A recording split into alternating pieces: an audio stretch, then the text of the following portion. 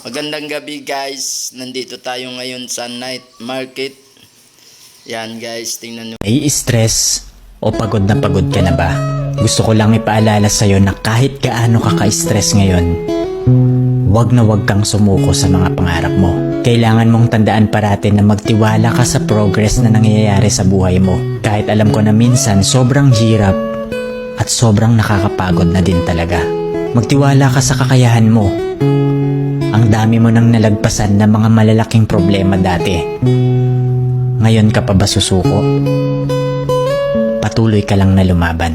Yung pakiramdam mo ngayon na nahuhuli ka na sa buhay, siguro dahil nakikita mo yung mga kakilala mo o yung mga kaibigan mo pakonti-konti may na-achieve na sila. Parati mong tandaan na lahat tayo ay may kanya-kanyang timeline sa buhay.